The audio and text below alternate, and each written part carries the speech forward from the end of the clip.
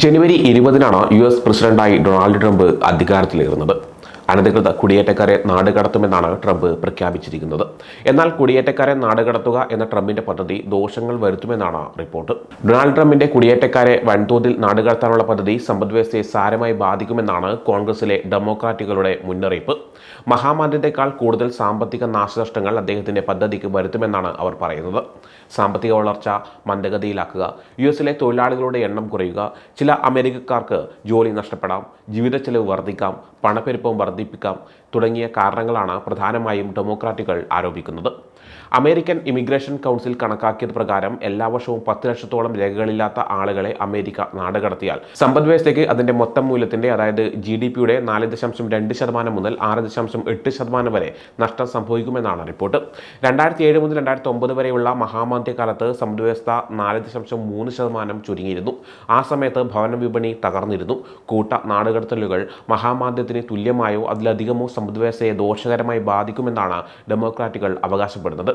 Pietersen Institute for International Economics അവരുടെ പഠനത്തിൽ വ്യക്തമായ ചില കാര്യങ്ങൾ പറയുന്നുണ്ട്.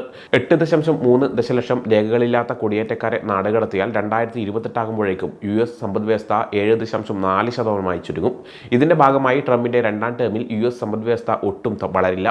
തൊഴിൽ 7% കുറയുമെന്നും ഏകദേശം 44,000 US-ൽ ജനിച്ച തൊഴിലാളികൾക്ക് ജോലി നഷ്ടപ്പെടുമെന്നും അവർ കണ്ടെത്തിയിട്ടുണ്ട്. നാടുകടത്തപ്പെട്ട തൊഴിലാളികൾ ചെയ്ത ജോലികൾ നികത്താൻ കഴിയില്ല. US-ൽ ജനിച്ചു വളർന്നവർ ഇത്തരം ജോലി ചെയ്യാൻ ആഗ്രഹമില്ലാത്തവരാണ്. അതുകൊണ്ട് തന്നെ നികത്താൻ കഴിയാത്തത്ര ജോലിയൊഴിവുകൾ ഭാവിയിൽ ഉണ്ടാകും. മൊത്തം തൊഴിൽ ശക്തിയുടെ 4.4% മുതൽ 5.4% വരെ മാത്രമേ രേഖകളില്ലാത്ത കുടിയേറ്റക്കാർ ഉള്ളുവെങ്കിലും നിർമ്മാണ മേഖല, കൃഷി, ആരോഗ്യ സംരക്ഷണം, ഹോട്ടൽ, റെസ്റ്റോറൻറ്റ് പോലുള്ള മേഖലകളിൽ ഇവരുടെ സേവനം വിലമതിക്കാൻ പറ്റാത്തതാണ്. ട്രംപിന്റെ നിർദ്ദിഷ്ട കൂട്ട നാടുകടത്തലുകൾ പദ്ധതി നടപ്പായാൽ നിർമ്മാണ വ്യവസായത്തിൽ നിന്ന് 1.5 ദശലക്ഷം തൊഴിലാളികളെയും, കൃഷി മേഖലയിൽ നിന്ന് 2,25,000 പേരെയും, ഹോസ്പിറ്റാലിറ്റി മേഖലയിൽ നിന്ന് 10 ലക്ഷം ആളുകളെയും, നിർമ്മാണ മേഖലയിൽ നിന്ന് 8,70,000 പേരെയും, ഗതാഗതം, വെയർഹൌസിംഗ് എന്നിവയിൽ നിന്ന് 4,61,000 പേരെയും നീക്കം ചെയ്യുമെന്ന് AIC കണക്കാക്കുന്നുണ്ട്.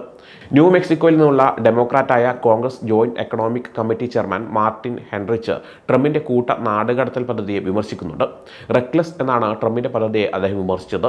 ട്രംപിന്റെ പദ്ധതി US ഇമിഗ്രേഷൻ സംവിധാനത്തിലെ യഥാർത്ഥ പ്രശ്നങ്ങൾ പരിഹരിക്കുന്നില്ലെന്ന് ഹെൻറിച്ച് പറയുന്നു. പലചരക്ക് വില വർദ്ധിപ്പിക്കും, തൊഴിൽ നഷ്ടത്തിന് കാരണമാകും, സമ്പദ്വ്യവസ്ഥയെ ദോഷകരമായി ബാധിക്കും തുടങ്ങിയ കാര്യങ്ങളാണ് അദ്ദേഹം ചൂണ്ടിക്കാട്ടുന്നത്. US ഇമിഗ്രേഷൻ ആൻഡ് കസ്റ്റംസ് തയ്യാറാക്കിയ പട്ടിക അനുസരിച്ച് 1.5 ലക്ഷം അനധികൃത കുടിയേറ്റക്കാരുണ്ട്. ഇതിൽ 18,000 പേർ ഇന്ത്യക്കാരാണെന്നാണ് റിപ്പോർട്ട്. ഇന്ത്യയിൽ നിന്ന് ഏകദേശം 7,25,000 ആളുകൾ US-ൽ നിയമവിരുദ്ധമായി താമസിക്കുന്നതായാണ് റിപ്പോർട്ടുകൾ. 2023-24 സാമ്പത്തിക വർഷത്തിൽ മാത്രം 1,100ഓളം ഇന്ത്യക്കാരെ US തിരികെ അയച്ചിട്ടുണ്ട്.